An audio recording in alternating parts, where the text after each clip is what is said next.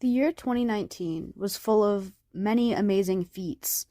NASA published the first picture of a black hole, and researchers found how to eliminate HIV from infected mice. But along with these great breakthroughs, which are only a few among many, we also experienced a new virus.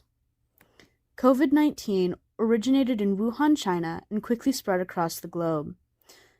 In that course, it spread to America, where it rapidly infected millions of people and killed thousands.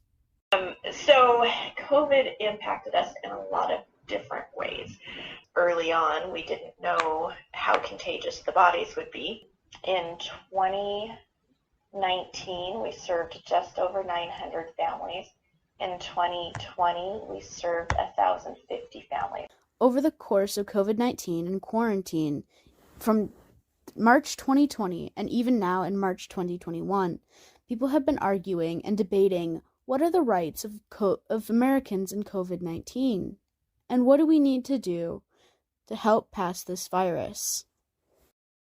As the CDC published more policies to help slow and eventually try to stop the virus, while scientists figured out what would work for a vaccine, many Americans argued that it ruined and took away their constitutional rights, such as the right to peacefully gather and the freedom of speech.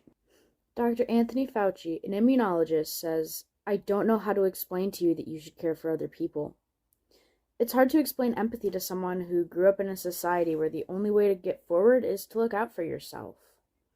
One of the ways the CDC says that you can help lower the risk of COVID is to wear a mask and stay 6 feet apart. Many people that don't like to wear masks because they say it restricts their ability to breathe. It's a common misconception that if one person is wearing a mask, the other person doesn't need to. But that's not true.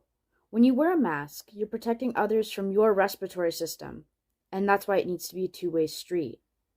Another reason why COVID is dangerous is because it shares symptoms with so many other easily fixed sicknesses. Some of these symptoms are fever and chills, cough, fatigue, headache, body or muscle aches, sore throat, congestion and a runny nose, and nausea or vomiting. If I type these into WebMD, I get, along with strep throat and tonsillitis, the common cold and the flu.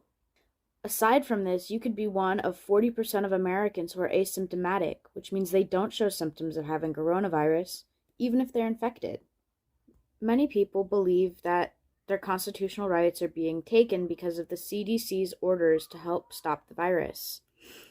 In a survey I made and posted for my peers to take, 56% of the survey takers believe constitutional rights are not being taken away.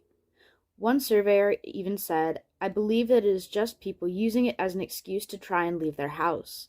It is a difficult time for everybody, but as long as we are being safe in quarantine, then we should be fine." An article written by the New York Times editorial board agrees that some exceptions need to be made because of the virus, but your rights aren't being taken away. Sure, you can't go to in-person church anymore, but you can still do a Zoom service or most churches can broadcast to cars in the church parking lot, so you can still be at the church. At the end of the day, arguments aren't going to stop. People will still argue about what they think is right and what they think is wrong, but it's important to remember that we're all still people. We all live on this one planet that we need to take care of, and one of the ways we can do that is by helping flatten the curve of COVID-19.